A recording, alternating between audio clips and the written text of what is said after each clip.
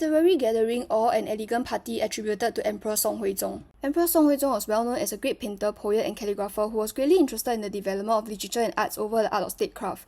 He was a fanatic of tea, famous for his work Treatise on Tea. He would often invite literati for gatherings using tea, also known as cha yan, and sometimes participate in the tea-making process.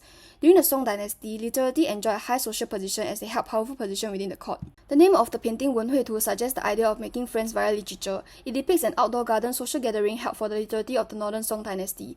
As compared to the banquet style of earlier dynasty where guests each had their own table, as could be seen from a mural painting from the late Eastern Han period Chinese tomb of Da Hu-ting, there has been a development to the furniture changing the way the banquet was held. Instead of each having their own table, there is now a large table known as Ta An being placed under the trees, where the literati will sit together to engage in discussion or enjoy the food and drinks that has been laid out.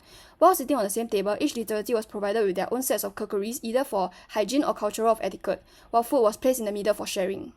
The food that was served in the painting was likely peaches, Chinese quince, Chinese pear-leaf crab apples, and pears. Apart from the food, there was also flower decoration placed on the table and wine being served as well. As we take a closer look at the painting, it is likely that the gathering was nearing the end. One of the literati was seen resting by closing his eye, probably tipsy from the alcohol that was served. At the corner, we could see wine ewer and basins that was used to keep alcohol warm, as alcohol was served warm during the Northern Song Dynasty. The table was likely used for the preparation of wine, and since the palace maid is cleaning up, this suggests that the consumption of wine has ended and it's time for the literati to transit to the consumption of tea. As can be seen on the other table that was used for tea preparation, during the Northern Song Dynasty, tea was often used for guests to sober up to proceed on to the next portion of the banquet, where dance and song might have been prepared.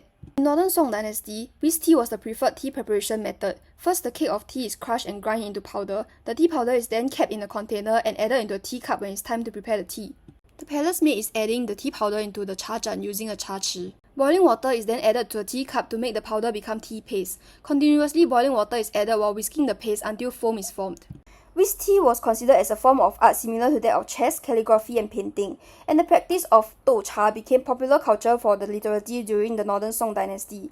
Emperor Song Huizong in particular states that the best grade of tea should be white in color, which makes the use of a black teacup holder logical as it was the best in displaying the whiteness of the tea. Literary gathering reflects the ideal type of social gathering envisioned by Emperor Song Huizong and provides an indicative insight to the importance of food and drinks in Northern Song Dynasty's social and cultural activity.